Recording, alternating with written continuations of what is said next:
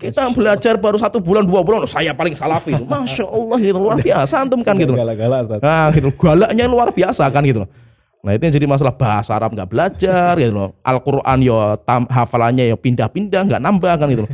Tapi menyesatkan orang juara gitu wis pokoknya itu.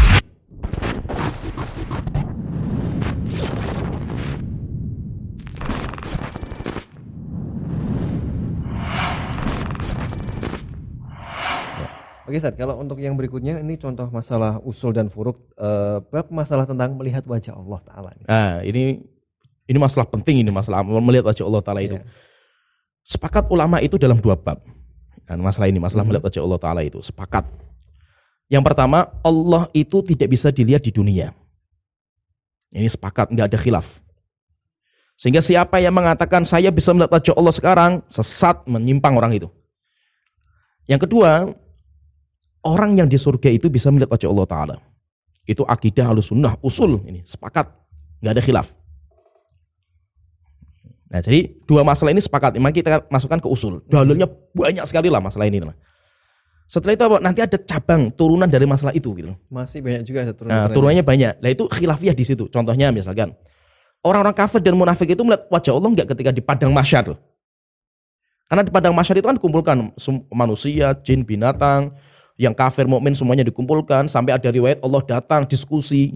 Nah, pertanyaan, melihat enggak wajah Allah itu? Ya kan? Ada yang matan enggak, ada yang matan melihat. Kalau pendapat yang saya kuatkan itu, mereka melihat tapi laisat ru'yatut tan'im, ru'yatun nikmah. Melihat bukan untuk menikmati wajah Allah Ta'ala. Tapi melihat wajah Allah sebagai tambahan azab karena Allah murka gitu. Jadi seperti kita melihat istri kita misalkan itu. Apakah melihat istri kita itu nikmat? Ya kita lihat pas dia lagi seneng-senengnya dandan asik ya nikmat gitu. Tapi kalau pas ngambek dan ngomel ya sebel sekali kita melihatnya lah itu. Ya paham ya? Jadi melihat wajah Allah ketika murka di padang mahsyar itu melihatnya semakin ketakutan gitu loh. Ya paham ya? Itu pendapat yang paling kuat. Ya kan? Contohnya lagi misalkan Rasulullah ketika Isra Mi'raj itu melihat wajah Allah enggak itu? Khilaf sejak sahabat. Sejak sahabat loh, bayangkan itu. Aisyah sampai mengatakan siapa yang mengatakan Rasulullah melihat wajah Allah di Isra Mi'raj dia pendusta gitu kata Aisyah itu. Abdullah bin Abbas mengatakan melihat, jadi khilaf. Sampai akhirnya Pak Syekhul Islam itu punya tulisan bagus sekali namanya Risalah ila Ahlil Bahrain. Jadi ada orang Bahrain datang kepada Syekhul Islam mengadu, Syekh, di tempat kami di Bahrain itu Ahlussunnah terpecah jadi 2 kubu gitu loh. Sampai mau berperang, sampai ngangkat senjata, mau berkelahi mereka, bayangkan itu. Hanya tanya, loh kenapa gitu? Mereka berbeda pendapat dalam masalah Rasulullah melihat wajah Allah ketika Isra Mi'raj atau tidak gitu, bayangkan. Akhirnya saya ngarang tulisan surat itu namanya Risalah ila Ahlil Bahrain. Tulis surat saya tujukan kepada penduduk Bahrain. Beliau mengingatkan banyak sekali masalah-masalah kayak diingatkan sama beliau itu. Masalah ini sahabat saja khilaf gitu. Kenapa kita nggak toleransi kan gitu? Justru mau malah berperang saja. Iya gitu. Sahabat saja mereka berbeda pendapat. Biasa mereka diskusi, ngangkat suara itu biasa gitu. Tapi mereka saling bersatu, menjaga ukhuwah. Apalagi sampai kalian mau perang-perang seperti ini, masya Allah kan gitu loh. Nah, jadi ada seperti misalkan masalah yang lain lagi, saya juga kaget itu. Saya baca kitab Majmu' Fatawa itu mendapatkan masalah, saya bahas masalah apakah di mimpi itu kita bisa melihat wajah Allah Ta'ala itu. Saya kaget juga, masya Allah masalah ini kan itu. Menyebutkan banyak sekali khilaf. Kalau beliau sendiri lebih condong kepada mengatakan bisa, tapi bukan wujud asli, bukan wajah aslinya Allah Ta'ala itu. Tapi ketika beliau menyebutkan khilaf, oh berarti kita sadar ini masalah furu'. Ya, itu jadi masalah seperti itu. Nah, Ustaz di sini kan ada contoh-contoh, kurang lebih ada 4 contoh saja. Di antaranya ada juga yang masalah Utsman dan Ali bin Abi Thalib. Ini sebagai contoh saja. Masih karena kalau kita itu membaca kitab Syekhul Islam minimal kecil lah, kita paling kecil namanya kitab Aqidah Wasithiyah. Itu bagi penuntut ilmu yang masih baru silakan baca itu kecil lah, ringkas gitu lah. Itu beliau pun sudah mengingatkan gitu loh. Nggak usah kita baca Majmu' Fatawa yang 30 jilid muntah-muntah kita kan gitu loh. Terus itu saja kitab kecil saja lah, makanya saya sebutkan itu karena itu di kitab Aqidah Wasithiyah diingatkan sama Syekhul Islam gitu loh. Masalah Utsman dan Ali.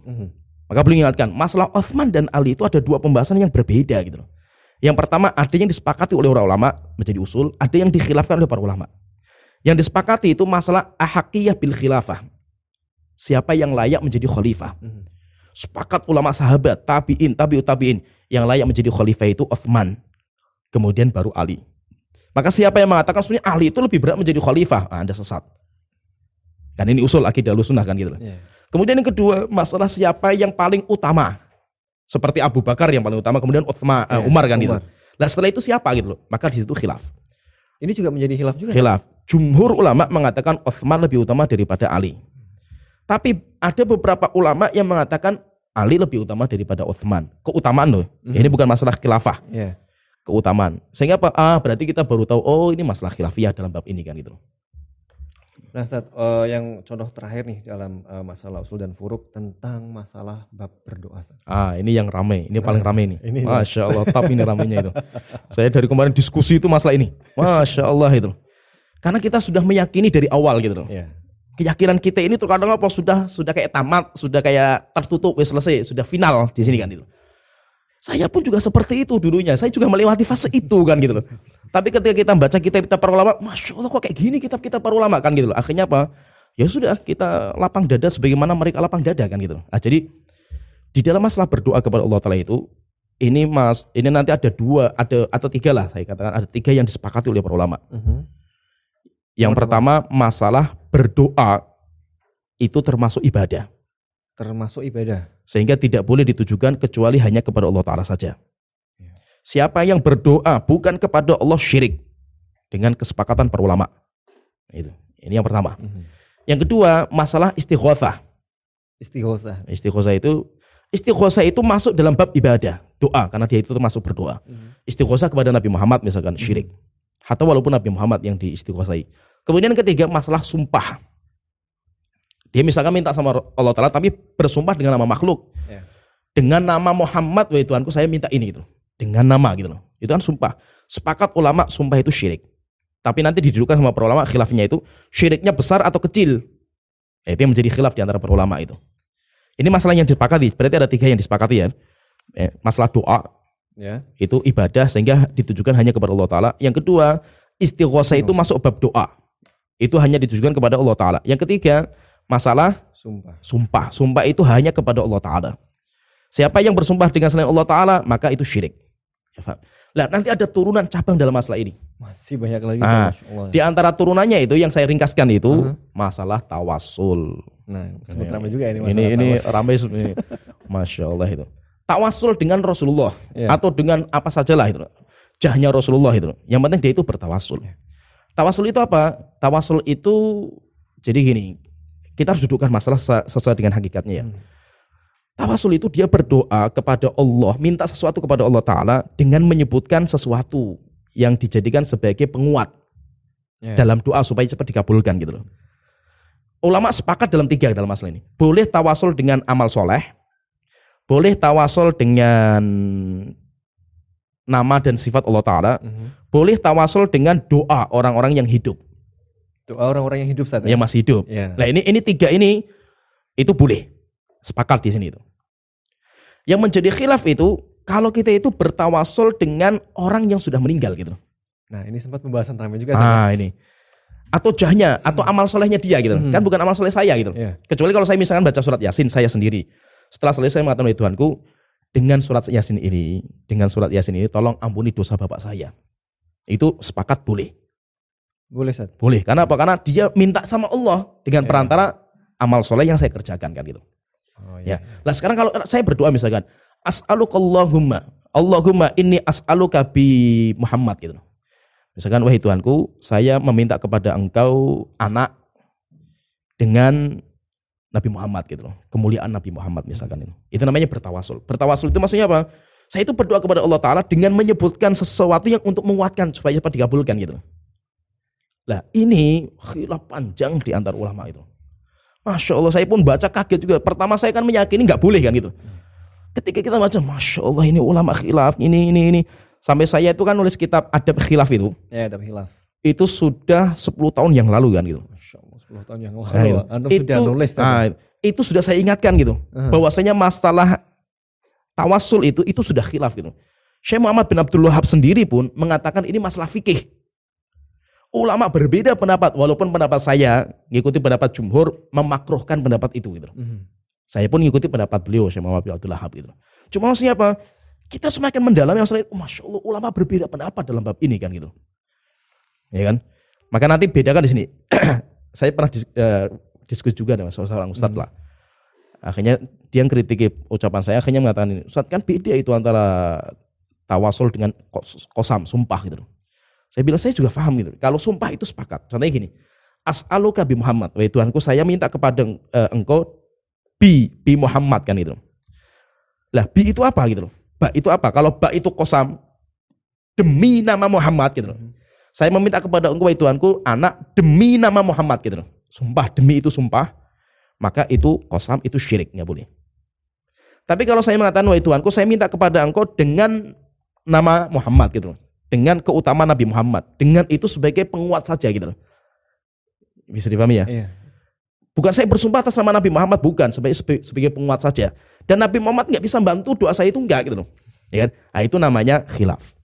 Yang ketiga, jadi kita duduk ke masing-masing. Kalau kita itu mengatakan as'aluka bi Muhammad, saya minta kepada engkau wahai Tuhanku dengan perantara Nabi Muhammad. Maksudnya apa? Nabi Muhammad itu ada harapan dia itu juga pengen bantu ngomong sama Allah Ta'ala lah gitu. Bisa gimana? Iya. Saya datang ke kuburan Rasulullah, saya mengatakan wahai Tuhanku, dengan Nabi Muhammad ini tolong saya diberikan anak. Kalau dia meyakini Nabi Muhammad itu karena saya datangi, mungkin Nabi Muhammad juga bantu ngomong juga sama Allah Ta'ala gitu. Ada harapan supaya Nabi Muhammad itu bantu saya juga itu. Iya. Lah ini syirik. Ini syirik. Kenapa? Karena harapan itu termasuk roja, itu termasuk ibadah. Nggak boleh kita berharap sama Nabi Muhammad, Rasulullah sudah meninggal gitu. Tapi mungkin yang sering terjadi fenomena seperti itu saja. Benar ya? Iya. Benar ya. Cuma kan kita itu perlu kita dudukkan masalah itu sesuai dengan porsinya masing-masing gitu. Jangan generalisasi masalah itu. Semuanya syirik, nggak boleh itu. Ini orang bodoh kalau seperti ini kan. Masalah beda-beda kan gitu. Contohnya misalkan gini, berdoa di kuburan boleh nggak? Oh syirik, nggak boleh itu. Lah, kenapa kok syirik semua kan gitu? Kan berdoa macam-macam gitu loh.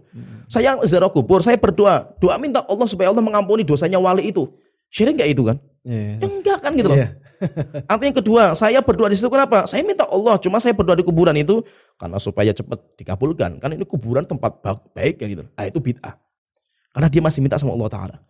Tapi kalau di situ saya berdoa, kenapa? Doa saya minta berharap sama si kubur itu supaya memudahkan saya. Syirik ini. Karena itu termasuk ibadah. Sehingga apa? Penuntut ilmu itu harus kita rinci gitu loh. Sesuai dengan porsinya masing-masing kan gitu loh. Maka menghukumi secara global nggak boleh semua, ini bahaya gitu loh. Ya kan? Nah, jadi seperti itu. Makanya itu memang masalah tawasul itu banyak yang nggak terima. Teman-teman kita itu banyak yang nggak terima. Cuma saya tanya sama mereka, atau ustadz-ustadznya itu. Kita diskusi di grup ustadz-ustadz itu banyak. Saya sering tanya sama mereka, tolong ustadz, saya itu cuma butuh satu. Saya nggak butuh rojih dan yang lainnya, antum menyebutkan nanti fatwa. Saya nggak butuh itu. Yang saya butuhkan, tunjukkan penukilan ijma dalam masalah ini. Ada nggak ulama ijma sepakat bahwasanya at-tawassul bi Muhammad itu syirik? Kalau ada ijma, ini ilmu baru bagi saya gitu. Saya mencari masalah ini nggak ketemu-ketemu gitu. Karena bodohnya saya mungkin kan gitu. Sehingga saya pengen mencari ijma dalam bab tawassul itu hukumnya haram, nggak boleh itu. Saya sampai sekarang nggak ketemu gitu. Saya dapatkan kalamnya Syekhul Islam, Muhammad bin Abdul Wahab dan yang itu, beliau menyebutkan ini khilaf gitu.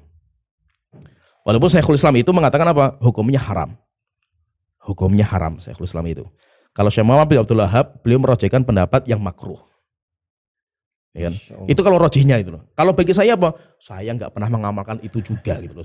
Berarti juga diskusi panjang. Diskusi panjang gitu loh. Antum mau mengharamkan ya silahkan gitu. Mau makruhkan ya silahkan. Mau membolehkan ya itu pendapat ulama juga ada gitu loh. Tapi apa? Saya sendiri saya nggak pernah mengamalkan dan saya sendiri pendapat yang lebih kuat nggak boleh diamalkan. Ya kan? Apakah itu hukumnya sampai tingkatan haram atau hukumnya sampai tingkatan makruh? Itu kan butuh penelitian gitu. Ya lebih condongnya kalau saya sendiri memang pendapatnya Syekh Muhammad bin Abdul Wahab gitu. Nah, Ustaz, terkait yang tadi Ustaz, tentang jangan sembarangan ya untuk untuk menyesatkan orang lain. Ya itu. Nah, itu. ini juga sempat ramai juga nih Ustaz. Ini kan tulisan ini kita angkat itu sebenarnya karena masalah itu gitu loh. Ini dia. Sembarangan sekali menyesat si fulan sesat, si fulan ahlul bidah. Masya gampang Allah. Sekali maksudnya seorang mengatakan menyesatkan orang lain gampang sekali soalnya Ustaz. Ya. Ini kenapa Ustaz? Lah itu kenapa seperti itu? Karena pertama alasannya itu karena dia nggak punya wara itu kehati-hatian gitu loh. Ya. Subhanallah itu kita membicarakan atau menghukumi seseorang dengan sesat itu kita telah merobohkan semua wibawa dia gitu loh. Harga diri dia hancur semua kan gara-gara sesat, ucapan sesat itu keluar gitu. Dalam Islam itu kan dijaga 3 gitu. Ya, dalam Islam itu dijaga 3 selama muslim itu. Nyawa, harta, nafsahu kullu muslim halam muslimin haramun damuhu wa maluhu wa irduhu. Diharamkan harta, nyawa, dan kehormatan. Kehormatan itu sangat dijaga dalam agama kita, nggak main-main gitu. Sehingga apa? Siapa yang merobek kehormatan seorang muslim tanpa alasan yang benar, paham ya? Dengan tanpa alasan yang benar. Kecuali kalau alasannya benar. Alasannya benar, jelas ini menyimpang gitu. Itu boleh. Tapi kalau alasannya nggak benar, maka itu tidak dibolehkan gitu. Oleh itu Rasulullah mengatakan man qala li akhihi ya kafir. Siapa yang mengatakan kepada temannya orang muslim ya kafir, julukan kafir keluar itu. Ya main-main itu. Karena itu merobohkan semua agama, berarti dia bukan muslim lagi bisa. Sholat dia semuanya nggak ada manfaatnya semua kan itu, luar biasa kan itu. Maka ucapan yang sudah keluar ini julukan kafir itu akan mencari siapa yang layak gitu. Kalau dia itu punya bukti jelas, berarti jatuh kepada yang dituduh. Tapi kalau dia itu ngomongnya sembarangan, kembali kepada yang menuduh. Hukuman kafir itu, maka nggak sembarangan ini. Nah itu siapa yang mengatakan sesat gitu. Oh dia itu sesat itu. Ucapan sesat sudah keluar ini. Dia akan mencari siapa yang layak itu. Kalau memang kita punya bukti tanggung jawab yang bukti yang kuat, akan kembali kepada yang disesatkan. Kalau tidak, kita nanti di hadapan Allah sesat, kita nanti di hadapan Allah Ta'ala itu. Saya juga keinget tentang itu saat yang namanya masalah sesat menyesatkan itu. Ternyata ada yang seperti konten kreator ya, yang namanya mungkin Ustaz tahu lah ya, yang akhirnya pada kenyataannya orang itu memang tersesat sendiri. Dan itu ngeri, nggak sembarangan gitu.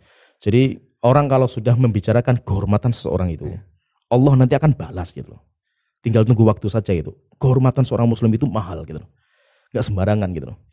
Maka kalau kita itu merobek kehormatan seorang muslim, kan kenapa ghibah nggak dibolehkan gitu? Karena ghibah itu merobek kehormatan dia kan gitu. Wibawa dia hancur kan di mata orang lain kan, gara-gara kita ghibahi kan gitu. Siapa yang merobek kehormatan orang lain, tinggal tunggu nanti Allah akan habisi dia kehormatan dia itu. Kalau gitu nggak sembarangan kita, apalagi bicara ilmiah seperti ini. Dia punya dalil, kenapa nggak duduk kita diskusi kan gitu? Ya kan? Tiba-tiba langsung sesat dia itu. Sesat kenapa gitu? Karena berbeda sama saya.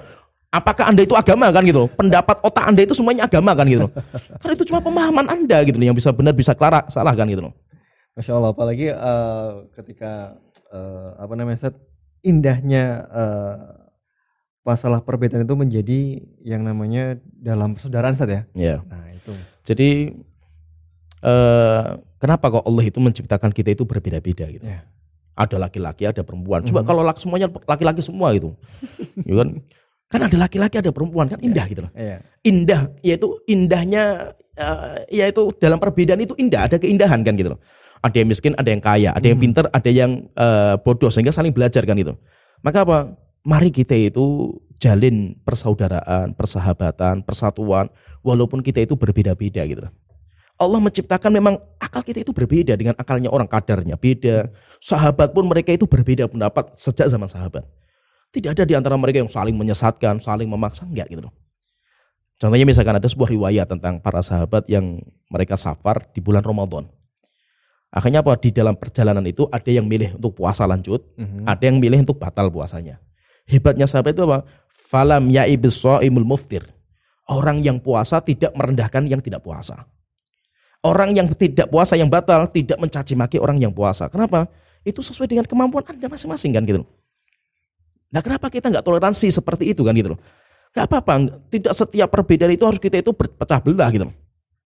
Maka itu ketika kita itu setiap berbeda kemudian kita berpecah itu mesti ada permasalahan hati di situ itu. Kita merasa pengen menang kita itu atau yang lainnya lah gitu. Kalau kita itu niatnya itu tulus, ikhlas mencari kebenaran itu, kita bisa dudukkan gitu loh. Imam Syafi'i itu, ini ada cerita, ada seorang namanya Yunus As-Sodafi. Disebutkan sama Imam Dhahabi dalam kitab beliau itu. Yunus As-Sodafi itu teman sejawatnya Imam Syafi'i. Seletingnya lah itu. Pernah suatu ketika itu khilaf dalam sebuah masalah. Sampai akhirnya mereka duduk diskusi, yang ini ngangkat suara, Imam Syafi'i ngangkat suara, sampai geber-geberkan lah itu khilafnya itu. Sampai Yunus As-Sodafi itu mengatakan, demi Allah, ma ra'aitu aqalan nas ila Syafi'i. Saya tidak pernah melihat orang yang paling cerdas, paling berakal kecuali Syafi'i, paling dewasa kecuali Syafi'i itu. Akhirnya ditanya, kenapa itu? Saya pernah diskusi satu masalah dengan beliau itu. Kita sampai angkat suara, sampai selesai diskusi nggak ketemu gitu. Saya tetap di atas pendapat saya, Syafi'i di atas pendapatnya itu. Setelah itu apa? Kita berpisah lah gitu. Saya pulang ke rumah, Imam Syafi'i menuju ke perjalanan pulang itu. Tapi di tengah jalan Imam Syafi'i berhenti kemudian balik. Menjemput saya, kemudian kerangkul saya, kemudian jalan bareng saya diantar sampai ke rumah gitu. Nah hebatnya Syafi'i itu mengatakan Imam Syafi'i itu, Ya Abu Musa itu Yunus As-Sudafi itu. Alla yastaqimu an nakuna ikhwanan. Kenapa kita itu nggak bisa menjadi saudara gitu loh. Sahabat. Walau lam nattafiq fi hadil masalah. Walaupun dalam masalah ini kita berbeda gitu loh. Nggak apa-apa lah kita berbeda dalam masalah ini. Antum tulis kitab, kita tulis kitab. Nggak apa-apa. Tapi kita masih bersaudara loh. Karena ini masalah khilafiyah gitu loh. Ya kan? Ada cerita juga. Saya Albani itu khilaf kuat sekali dengan saya Hamid Tuwaijiri namanya. Ulama Saudi itu loh. Tentang masalah cadar. Ulama-ulama Saudi mengatakan wajib cadar itu. Syalbani mengatakan sunnah. Sampai Syalbani ngarang kitab dibantah sama Syekh Hamid Tuwaijiri. Syekh Hamid Tuwaijiri nulis kitab bantah lagi sama Syalbani. Sampai bantah-bantah dan Syalbani julukannya keras gitu kepada mereka gitu. Lah Hamid Tuwaijiri menjuluki Syalbani keras juga gitu loh.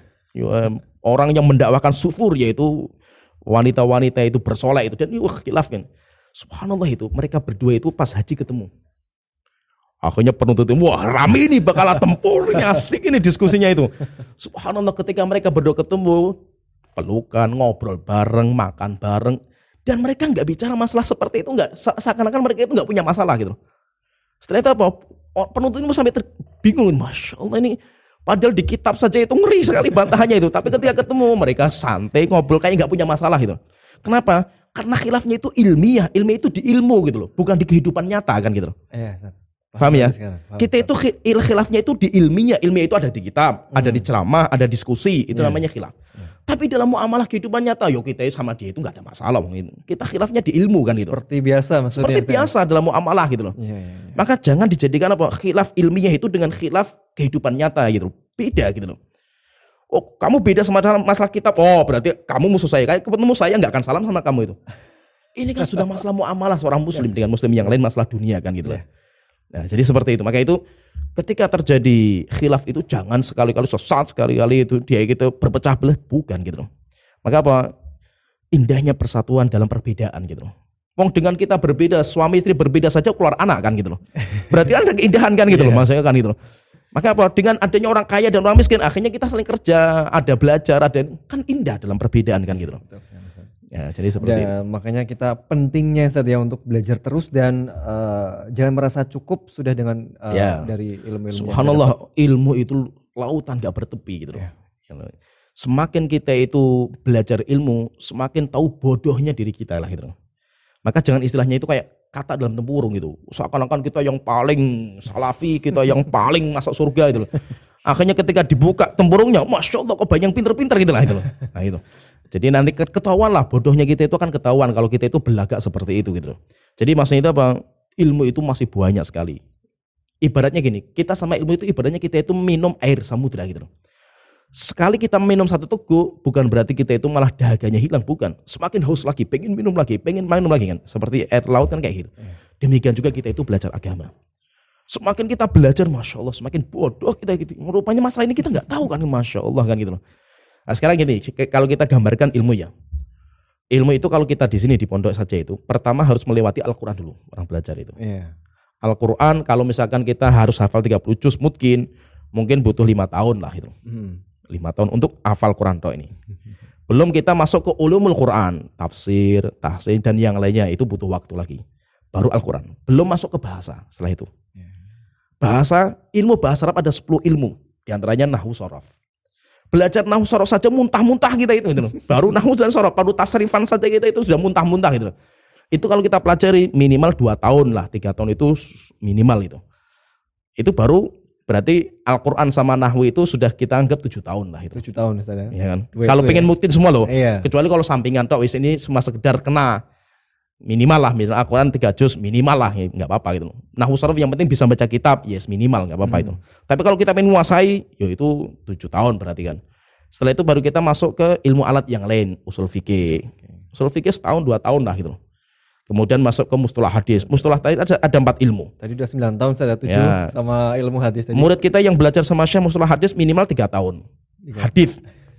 Berarti sudah berapa tahun itu? Nah kan? 12 tahun. Itu belum masuk ke ilmu inti loh itu.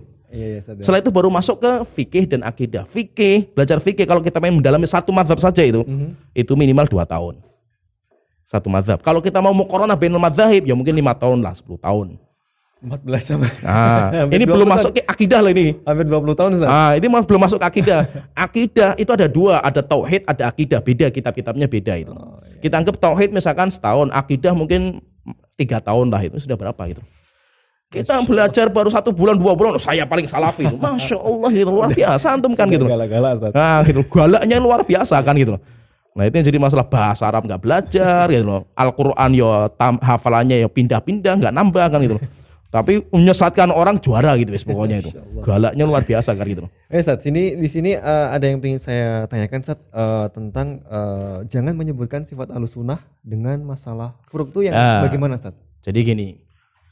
Sering kita itu mengatakan salafi itu yang kayak gini gitu. Ya kan? Salafi itu apa? Salafi itu yang enggak kunut subuh. Kunut subuh bukan salafi kan itu. Pertanyaan berarti Imam Syafi'i salafi enggak itu? Imam Syafi'i mengatakan sunnah kunut subuh loh. Siapa yang enggak kunut dengan sengaja dia itu harus sujud sahwi loh itu. Salafi berarti enggak Imam Ahmad kan itu. Ya kan? Jadi gini, menyebutkan salafi Ahlussunnah itu kayak gini sifatnya itu. Lah itu harus dengan sifat yang disepakati oleh para ulama. Contohnya gini, saya katakan Ahlussunnah wal Jamaah itu orang yang menetapkan Allah itu di atas arsy. Siapa yang mengatakan Allah di mana-mana itu ciri dia bukan Ahlussunnah itu. Kenapa? Karena itu sepakat ulama, enggak ada khilaf gitu. Ya, paham ya tergambar ya. Contohnya lagi misalkan Ahlussunnah wal Jamaah itu adalah orang yang menetapkan takdir. Siapa yang dia itu menolak takdir seperti Ustadz ini yang menolak takdir, dia bukan Ahlussunnah itu. Ya paham, itu namanya ciri itu. Misalkan ada Ustadz ngomong takdir itu enggak ada gitu loh. Semuanya itu karena kehendak kita sendiri. Maka kita katakan Ahlussunnah itu yang mempercayai takdir gitu. Berarti Anda bukan Ahlussunnah kan gitu. Nah, itu namanya sifat Ahlussunnah. Tapi jangan sampai apa? Sifat Ahlussunnah itu masalah-masalah khilafiyah gitu loh. Kalau masalah-masalah khilafiyah, aduh ini banyak sekali khilaf di antara bicara. Berarti apa? Berarti salafi bagi antum itu yang antum tok gitu loh. Selain antum yang berbeda berarti bukan salafi semua. Masya Allah luar biasa antum kan gitu loh. Paling salafi sendiri dan namanya nanti muncul penamaan salafi sejati gitu loh. Nah, itu. Siapa salafi sejati? Yo saya gitu. Sehingga siapa yang ngikuti saya salafi sejati, yang bukan sesat semua. Masya Allah antum kan luar biasa kan gitu. Apalagi masalah khilafiyah itu banyak sekali kan, enggak. Jadi terlalu bermudah-mudah sekali masalah menyesatkan gitu. Nah terus ini Sat, contoh dosa yang tidak mengeluarkan dari Ahlussunnah. Nah jadi gini, fahami, ini harus kita fahami benar ini. Kita bicara masalah salaf, akidah salaf, manhaj salaf, Ahlussunnah itu bicara masalah keyakinan. Iya. Masalah keyakinan dong. Kita bukan bicara masalah dosa. Fahami di sini. Maka itu apa? Dosa tidak mengeluarkan dari Ahlussunnah. Kenapa? Karena para sahabat itu ada di antara mereka yang berzina. Sampai dirajam loh sahabat itu. Ada di antara sahabat itu yang minum khamr sampai dicambuk sama Rasulullah itu. Pertanyaan, sahabat yang berzina dan minum khamr itu salafi atau bukan itu? Wah itu bukan salafi itu. Masya Allah berarti zaman Rasulullah ada yang sesat sama akidahnya luar biasa kan gitu. Coba ya kan, ini kan sudah sampai tingkatan zina loh, nggak sampai punya anak kan gitu. Itu saja dia masih Ahlussunnah. Kenapa? Karena dosa itu tidak mengeluarkan dari Ahlussunnah gitu loh. Dosa itu berkaitan masalah dia hubungan dengan Allah nanti di hari kiamat. Tapi kalau Ahlussunnah itu berkaitan masalah keyakinan. Kalau antum meyakini bolehnya zina, itu sesat ini. Keyakinan antum meyakini halalnya zina itu keyakinan berarti Anda bukan salafi. Bahkan mungkin bisa kafir Anda itu. Tapi kalau saya masih meyakini enggak, dosa itu hukumnya haram. Cuma saya enggak bisa meninggalkan dosa gitu. Antum masih Ahlussunnah gitu. Nah sekarang gini pertanyaan, masalah jenggot ini. Kan banyak orang, dia salafi enggak? Cukur jenggot ini bukan ikhwan salafi ini. Luar biasa itu berarti ini sesat ini. Ada perempuan yang jilbabnya masih jilbab gaul itu. Itu akhwat salafi enggak? Bukan, enggak pakai cadar, bukan akhwat salafi itu. Kalaupun Anda mengatakan ya, ini pahami ini. Jenggot itu wajib. Ini kan khilaf juga di antara para ulama masalah jenggot. Jenggot itu wajib. Berarti apa? Siapa yang tidak berjenggot bagi Anda itu dosa kan? Iya. Dosa kan berarti kan? Karena saya mengatakan wajib kan gitu. Ketika orang itu berbuat dosa, wah berarti bukan salafi. Berarti Anda itu mengeluarkan orang dari salafi karena dosanya kan gitu. Ini yang bahaya ini. Ini bahaya sekali itu. Berarti apa? Konsekuensinya berarti apa? Anda harus mengeluarkan orang dari salafi karena dia itu makan riba. Karena riba kan dosa juga kan gitu. Mengeluarkan salafi dari orang yang berdusta. Itu juga, dusta kan dosa juga kan gitu. Dan yang lainnya berarti apa? Hampir mungkin semua orang keluar salafi semua kan gitu. Sekarang pertanyaan, Anda punya dosa enggak gitu? Yo saya juga punya dosa. Berarti Anda bukan salafi kan itu. Anda punya dosa loh ini. Kalau Anda mengatakan enggak, saya enggak punya dosa, berarti Anda maksum, Nabi ini kan gitu loh. Luar biasa Anda kan merekomendasikan diri sendiri kan gitu. Maka pertanyaan gini, Anda itu punya dosa enggak? Saya punya dosa. Berarti kalau Anda itu seperti itu, mengeluarkan orang karena dosa dari salafi, Anda sendiri bukan salafi kan gitu. Maka apa? Dosa itu tidak bisa mengeluarkan dari Ahlussunnah gitu. Sampai dia meyakini. Dia meyakini misalnya khamr itu enggak haram. Ini sesat ini. Sepakat ulama khamr itu haram. Kalau ada orang minum khamr, dia tanya dulu, Anda meyakini apa tentang khamr itu? Ya saya meyakini khamr itu haram, cuma saya belum bisa meninggalkan. Enggak apa-apa, berarti ini dosa. Tapi Anda masih salafi. Jadi salafi itu berkaitan masalah keyakinan, bukan masalah ibadah, bukan masalah ini, bukan gitu loh. Oke, Masya Allah, pembahasannya sangat jelas sekali dan gamblang ya. Oke, untuk pembahasan masalah usul dan furuk, Ustaz ya. Nah, Ustaz, yang terakhir, Ustaz, ini mungkin antum bisa memberi apa namanya istilahnya semacam kesimpulan tentang masalah usul dan furuk ini, Ustaz. Ya, jadi bicara masalah agama itu bukan masalah seperti kacang goreng atau kita itu kayak nonton bola, semuanya boleh komentar. Hatta Ronaldo saja disalahkan gitu. Luar biasa itu. Hebat kita itu. Netizen itu. Oh, Ronaldo goblok, tinggal tendang saja nggak bisa gitu loh. Ya luar biasa Anda itu. Ronaldo yang Piala Dunia saja itu disalahkan gitu loh. Nah, jadi bicara masalah agama itu bukan bicara kayak warung kopi, semua boleh nimbrung, semuanya boleh bicara. Kita berbicara dalam masalah agama itu tanggung jawabnya besar di hadapan Allah Ta'ala gitu. Ketika Anda bicara dengan kebodohan, walaupun benar Anda itu dosa gitu. Ya paham ya? Bicara masalah agama, walaupun ucapan Anda benar, tapi kan Anda itu bicara karena kebodohan gitu loh. Dasarnya karena bodoh gitu loh. Cuma pas bodohnya itu sesuai dengan kebenaran lah itu. Bodohnya dia itu. Anda itu sudah berdosa gitu loh. Dosa kenapa? Sembarangan berani bicara masalah agama dengan kebodohan gitu loh. Sehingga apa? Bicara masalah agama itu milik Allah Ta'ala. Kita membicara masalah agama, kita menyampaikan agama Allah itu kayak kita itu sebagai perantara Allah Ta'ala kan gitu. Begitu Ibnu Qayyim mana kitab namanya I'lamul Muwaqqi'in. Kita itu kayak menandatangani gitu loh. Surat perjanjian dari Allah Ta'ala gitu. Dan itu nanti akan ditanya di hadapan Allah Ta'ala. Kita ngomong tentang agama Allah misalkan, masalah ini hukumnya kayak gini. Ini gak sembarangan. Ini agamanya Allah, Anda bicara masalah kayak gini loh. Kecuali kalau itu agama Anda gitu. Anda bikin agama sendiri, silakan Anda ngomong kan, terserah Anda kan. Itu agama bukan milik Anda, milik Allah Ta'ala. Tanggung jawabnya besar di hadapan Allah Ta'ala gitu. Ini yang pertama, kalau bicara masalah agama itu jangan sembarangan gitu. Harus butuh ilmu gitu. Yang kedua, apalagi bicara masalah orang gitu. Jangan sampailah kita itu nanti meninggal dunia, kita sudah bawa sholat, pahala puasa, tapi dibagi-bagi sama orang yang kita dzalimi gitu. Rugi sekali kita itu. Nah, itu kan Rasulullah pernah bertanya, siapa orang yang paling bangkrut di antara kalian? Maka Rasulullah mengatakan, ya orang yang dagang bawa modal bangkrut nggak punya untung ya Rasulullah. Enggak.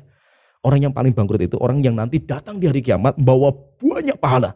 Sholat, puasa, baca Quran dan yang lainnya. Tapi dia menzalimi si A. Dia mencaci maki si B. Dia menuduh si C. Ini dibagi-bagi itu. Akhirnya apa? Habis pahala dia, tinggal ada orang yang belum mendapatkan bagian pahala. Dosanya diambil, timpakan kepada dia itu. Bicara masalah orang itu nggak main-main gitu. Dan menghukumi orang masa itu nggak main-main, itu perjalanan panjang, harus iqamatul hujjah, harus diskusi lama gitu. Ya bisa dipahami ya. Kemudian yang ketiga, saya ingatkan yang ketiga itu. Kita itu bicara masalah agama Allah atau bicara masalah manhaj itu, kita itu cuma sekedar memahami dengan pemahaman kita manhaj salaf itu seperti ini. Maka perlu difahami antara pemahaman kita dengan manhaj salaf yang asli itu. Ya, paham ya? Seperti kita kuliah, kita memahami apa yang disampaikan sama guru itu namanya pemahaman kita gitu. Pertanyaan, apakah pemahaman kita itu betul kan gitu? Belum tentu kan gitu loh. Bisa benar, bisa tidak kan gitu loh. Demikian juga apa? Kita memahami agama Allah itu. Itu namanya pemahaman kita itu. Bisa benar, bisa keliru. Sedangkan agama Allah nggak keliru gitu. Cuma cara pandang untuk kesana itu bisa benar, bisa keliru gitu. Ya, paham ya? Contohnya memahami manhaj salaf. Salaf itu kayak gini, salaf itu kayak gini. Salaf itu benar. Manhaj yang tidak ada kebatilan sama sekali itu manhaj salaf gitu. Tapi pemahaman orang-orang hatta ustadznya itu belum tentu benar loh. Pelakunya yang memahami manhaj salaf itu. Oleh itu kata Imam Malik mengatakan setiap orang itu ucapannya bisa diterima, bisa ditolak kan gitu. Dalam memahami agama Allah Ta'ala kan gitu. Kenapa? Karena itu namanya pemahaman kita kan gitu. Sesuai dengan kadar ilmu kita memahami kan gitu. Tapi apa? Yang benar itu agama Allah Ta'ala. Maka apa? Yang tidak boleh ditolak itu sabdanya Rasulullah itu. Kalau Rasulullah sudah bersabda, nggak boleh ditolak itu, karena pasti benar. Tapi kalau pemahaman Anda ini, kok Anda bisa memaksa? Anda kalau nggak ngikuti saya sesat Anda itu. Ini bahaya ini. Berarti apa? Seakan-akan Anda itu menjadikan pemahaman itu kayak manhaj salaf kan gitu. Ya, jadi maka itu hati-hatilah kita itu bicara masalah agama itu hati-hati. Dan yang terakhir saya nasihat terakhir itu, orang yang Anda sesatkan, orang yang Anda tuduh, dia itu mungkin ilmunya jauh di bawah, di atas antum kan gitu. Dia itu sudah melalui rating antum juga gitu. Paham ya? Yang keras saklek itu dia itu sudah melalui itu juga gitu. Tapi apa semakin belajar akhirnya semakin dia itu semakin tawadhu, semakin punya ilmu banyak yang antum belum sampai ke sana gitu. Maka apa? Tolonglah hormati, apalagi yang bicara itu ustaz, apalagi yang ustaz sunnah yang sudah lama berdakwah. Dia punya kehormatan banyak sekali itu. Bicara masalah aibnya itu kayak bukan, kalau kita ghibah itu kan Allah Ta'ala mengatakan ayyuhibbu ahadukum ayyakula lahma akhihi. Orang yang ghibah itu kayak makan daging saudaranya dalam kondisi bangkai. Kalau yang dighibai ulama itu bukan bangkai, racun yang dimakan itu. Racunnya. Luhumul ulama masmumah, kata Ibnu Asakir mengatakan dagingnya ulama itu beracun. Anda makan dagingnya, ghibai dia, mencaci maki dia, berarti kamu makan racun itu. Tinggal ditunggu waktunya di mana Allah akan matikan hati antum gitu loh. Ya, jadi hati-hati dalam masalah ini tuh. Masya Allah, pembahasan usul dan furuk ya, Masya Allah, sepertinya perlu dibuat semacam kajian ini Ustaz. Iya. Perlu Ustaz ya? Ya, insya Allah. Tapi butuh waktu lama. Butuh waktu lama memang ya, karena masalah usul dan furuk. Iya, karena menerima ini itu nggak bisa sekali dua kali. Betul. Harus mungkin bisa berdaurah-daurah lah istilahnya. 10 daurah saja mungkin belum bisa menerima gitu loh. Masya Allah. Oke, mungkin nanti buat Anda yang ingin lihat untuk pembahasan usul furuk masih bisa dilihat di channel YouTube kita, tentunya di Nida Channel ataupun di Nida Podcast. Baik, terima kasih untuk Ustadz Abdul Abbas Tabrani, jazakallahu khairan untuk waktunya sudah untuk memberi wawasan ya tentang bab masalah usul dan furuk. Memberi syubhat. Oke, baik, saya harus pamit undur diri. Wassalamualaikum warahmatullahi wabarakatuh.